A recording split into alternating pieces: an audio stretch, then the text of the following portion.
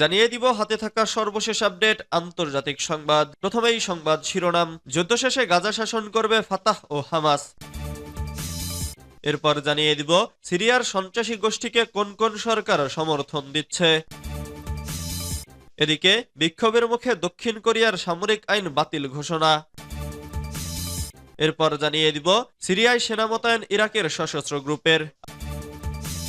আরো জানিয়ে দিব বাংলাদেশের সংখ্যালঘুদের ওপর হামলার অভিযোগ, ব্রিটিশ পার্লামেন্টে উদ্বেগ হস্তক্ষেপের আহ্বান। সর্বশেষ জানিয়ে দিব সিরিয়ায় বিদ্রোহীদের দখলে আরো 4 শহর, বিপাকে আসাদ। এতক্ষণ শুনছিলেন সংবাদ শিরোনাম, এবারে বিস্তারিত। তবে অনুরোধ থাকবে ভিডিওটিতে একটি লাইক করবেন এবং কমেন্ট করে জানিয়ে দিবেন কোন জেলা থেকে আপনি আমাদের এই ভিডিওটি দেখছেন। যুদ্ধ শেষে গাজা শাসন করবে হামাস ও ফাতাহ। গাজার শাসক গোষ্ঠী হামাস ও পশ্চিম তীরে ক্ষমতায় থাকা ফাতাহ 13 মাসেরও বেশি সময় ধরে চলা যুদ্ধ শেষ হওয়ার পর সেখানে প্রশাসনিক দায়িত্ব ভাগ করে নেওয়ার জন্য একটি কমিটি গঠনের ব্যাপারে সম্মত হয়েছে। মঙ্গলবার উভয় পক্ষের মধ্যস্থতাকারীরা এ তথ্য নিশ্চিত করেছেন। এই পরিকল্পনা অনুযায়ী ইসরায়েল অধ্যুষিত পশ্চিম তীরের অংশবিশেষের প্রশাসকের দায়িত্ব পালনকারী সংগঠন ফাতাহ এবং 2007 সাল থেকে গাজার নিয়ন্ত্রণে থাকা হামাস যৌথভাবে গাজা ভূখণ্ডের প্রশাসন পরিচালনার জন্য একটি কমিটি নিয়োগ দেবে। এই কমিটিতে ঊর্ধ্বে 15 জন রাজনৈতিকভাবে নিরপেক্ষ টেকনোক্র্যাট থাকতে পারেন। কর্মকর্তারা জানায় ইসরায়েলের সাথে যুদ্ধবিরতি চুক্তির চূড়ান্তের পর এই পরিকল্পনা বাস্তবায়ন করা হবে। যুক্তরাষ্ট্র, মিশর ও কাতারের মধ্যস্থতায় বেশ কয়েক মাস ধরে গাজার সংঘাত বন্ধের জন্য আলোচনা চললেও এখনো ইসরায়েল ও হামাসের মধ্যে এ বিষয়ে কোনো চুক্তি হয়নি। সাম্প্রতিক দিনগুলোতে যুক্তরাষ্ট্র ও অন্যান্য দেশের কর্মকর্তারা আশা প্রকাশ করেছেন যে ইসরায়েল ও লেবাননের হিজবুল্লাহর মধ্যে যুদ্ধবিরতি চুক্তি সফল হওয়ায় গাজার যুদ্ধবিরতির গতিবেগের সঞ্চার হতে পারে। সিরিয়ার সন্ত্রাসী গোষ্ঠীকে কোন কোন সরকার সমর্থন দিচ্ছে? ইরানের পররাষ্ট্রমন্ত্রীর মতে সিরিয়ায় তাকফিরি সন্ত্রাসী গোষ্ঠীগুলোর সঙ্গে ইহুদিবাদী ইসরায়েলি সরকার এমনকি মার্কিন সরকারের মধ্যে সম্পূর্ণ সমন্বয় রয়েছে।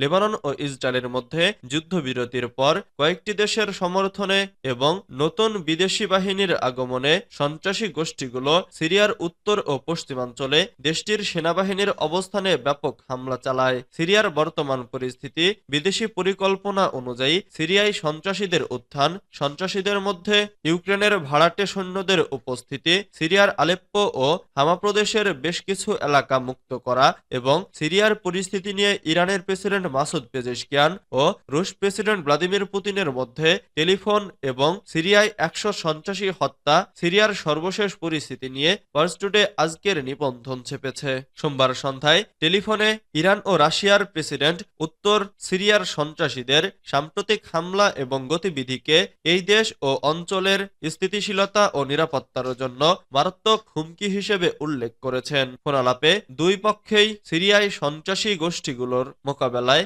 দেশটির সরকারকে সাহায্য করার জন্য যৌথ সহযোগিতার উপর জোর দিয়েছে। বিক্ষোভের মুখে দক্ষিণ কোরিয়ায় সামরিক আইন বাতিল ঘোষণা।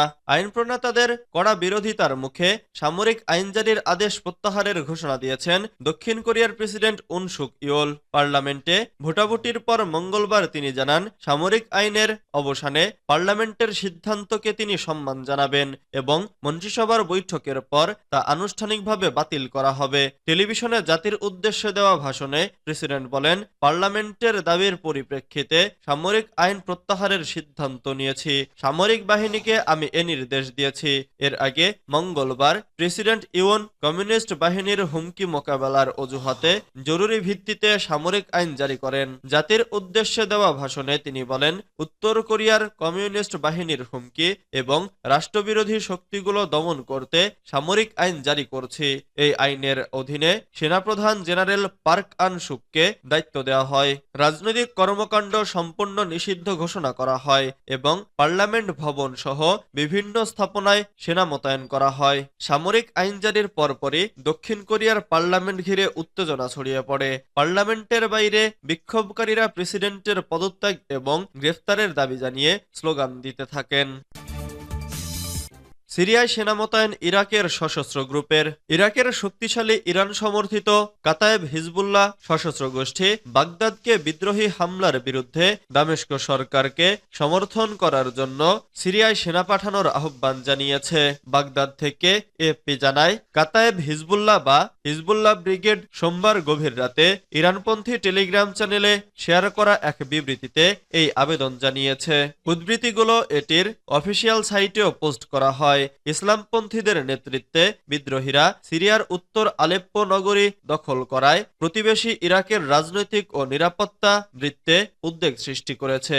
ইরান সমর্থিত প্রতিরোধ অক্ষর অংশ কাতায়েব হিজবুল্লাহর একজন মুখপাত্র বলেন, গোষ্ঠীটি এখন তাদের নিজস্ব যোদ্ধা মোতায়েনের সিদ্ধান্ত নেয়নি, তবে বাগদাদকে পদক্ষেপ নেওয়ার আহ্বান জানিয়েছে। মুখপাত্র বলেন, আমরা বিশ্বাস করি যে ইরাক সরকারের উচিত সিরিয়া সরকারের সাথে সমন্বয় করে নিয়মিত সামরিক বাহিনী পাঠানোর উদ্যোগ নেওয়া, কারণ এই দলগুলো ইরাকের জাতীয় নিরাপত্তা ও অঞ্চলের জন্য হুমকি স্বরূপ।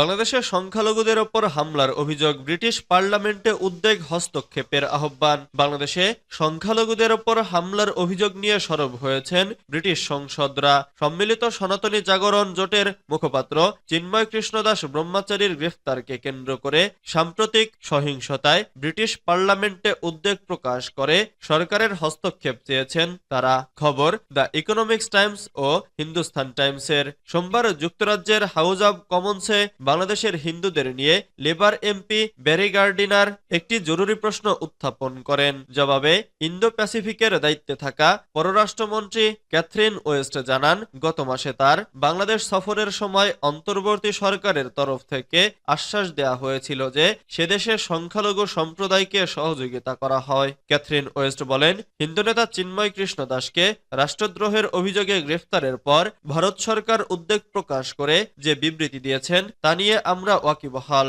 ঘটনার দিকে নজর রেখেছে ইংল্যান্ডের ফরেন কমনওয়েলথ ও ডেভেলপমেন্ট অফিস। ইংল্যান্ড সরকার পরিস্থিতির দিকে নজর রাখা জারি রাখবে। এর পাশাপাশি বাংলাদেশের অন্তর্বর্তী সরকারকে বোঝানোর চেষ্টা করবে ধর্মীয় বিশ্বাসের স্বাধীনতাকে গুরুত্ব দেওয়ার প্রয়োজনীয়তার কথা, বিশেষ করে সেটা যখন হিন্দু সম্প্রদায়কে আঘাত করছে। সিরিয়ায় বিদ্রোহীদের দখলে আরো 4 শহর, বিপাকে আসাদ। সিরিয়ার বিদ্রোহীরা মঙ্গলবার ভোরে 4টি নতুন শহর দখল করেছে। এতে দেশের কেন্দ্রীয় শহর হামার কাছাকাছি চলে এসেছে তারা। বিদ্রোহী যোদ্ধারা বলেছেন, সরকারি বাহিনী গত সপ্তাহে কিছু অঞ্চল পুনরুদ্ধার করেছে। মঙ্গলবার 3 ডিসেম্বর এক প্রতিবেদনে এ খবর দিয়েছে ফ্রান্স 24। তুরস্কের প্রেসিডেন্ট রিসেপ তাইয়িপ এরদোয়ান, যার দেশ বিদ্রোহী গোষ্ঠীগুলোর প্রধান সমর্থক, তিনি বলেছেন, সিরিয়ার সরকারকে পরিস্থিতির আরো অবনতি রোধ করতে একটি প্রকৃত রাজনৈতিক প্রক্রিয়ায় জড়িত হতে হবে। সালাফি জিহাদি হায়াত তাহরির আল-শামের নেতৃত্বাধীন বিদ্রোহীদের পাশাপাশি তুরস্ক সমর্থিত বিরোধী যোদ্ধাদের দ্বারা শহরগুলো দখল করা সর্বশেষ ঘটনা। বিদ্রোহীরা এখন দেশের 4র্থ বৃহত্তম শহর হামা থেকে প্রায় 10 কিলোমিটার দূরে রয়েছে। সর্বশেষ এই পরিস্থিতি সিরিয়ার প্রেসিডেন্ট বাশার আল আসাদের বিরুদ্ধে বিদ্রোহীদের ব্যাপক আক্রমণে